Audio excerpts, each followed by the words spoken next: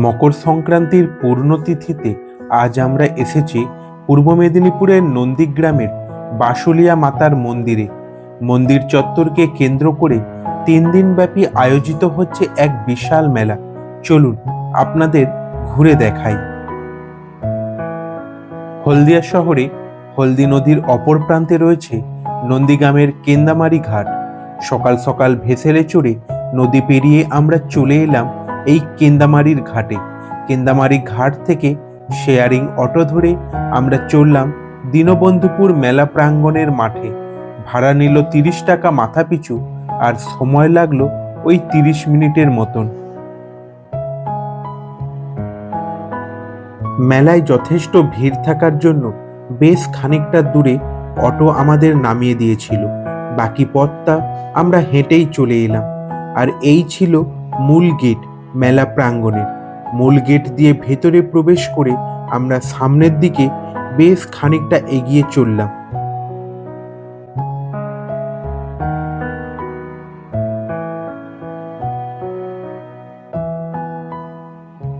গ্রাম্য পরিবেশ, প্রকৃতি আর মেলার দোকানপাট অনেকটা শান্তিনিকেতনের সোনাঝুরি হাটের কথা মনে করিয়ে দেয়।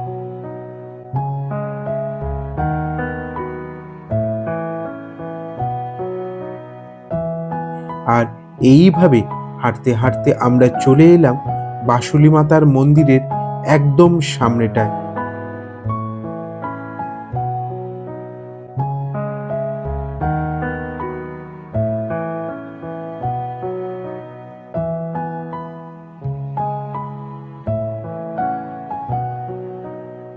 আর ভিড়টা লক্ষ্য করুন জাস্ট।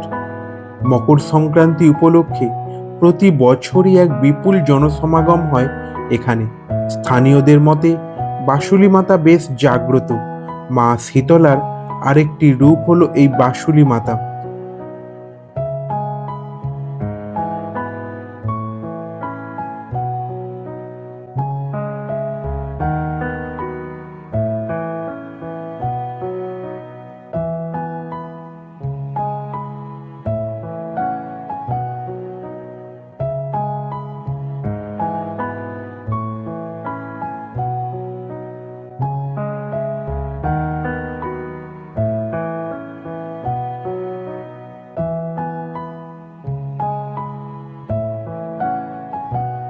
আমরা দাঁড়িয়ে পড়লাম মায়ের মন্দিরে পুজো দেওয়ার লাইনে।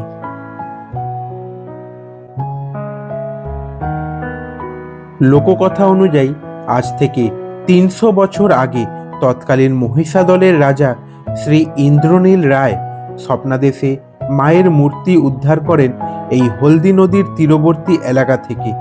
তিনি মায়ের মন্দির প্রতিষ্ঠা করে মায়ের নিত্য পূজার ব্যবস্থা করেন। কালের নিয়মে সেই মন্দির নদী গর্ভে তলিয়ে যায়। এরপর পুনরায় স্থানীয় বাসিন্দারা বাসুলি গ্রামে মন্দিরের পুনঃপ্রতিষ্ঠা করেন। সেই মন্দিরও নদীগর্ভে তলিয়ে গেলে 2018 সালে নন্দীগ্রামের দীনবন্ধুপুরে এই মন্দিরটির তৃতীয়বার পুনঃপ্রতিষ্ঠা হয়। আর তখন থেকেই এই পবিত্র মকর সংক্রান্তির দিন মায়ের মন্দিরে ভক্তদের পুজো দেওয়ার ভিড় এবং মেলার আয়োজন এক বিশাল মাপের হয়ে আসছে।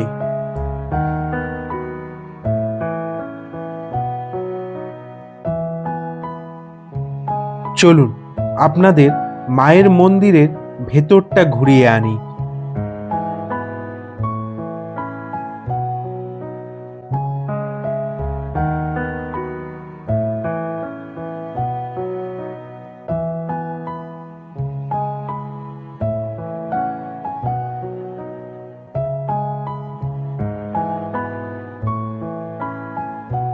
আর ওপর থেকে দেখুন কি বিপুল ভক্ত সমাগম হয়েছে আজ এই মন্দিরের আশেপাশে।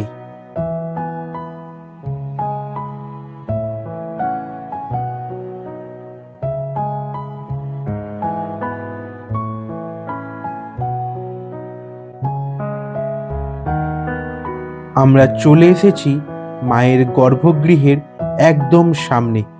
আপনারা দর্শন করুন মায়ের মূর্তি।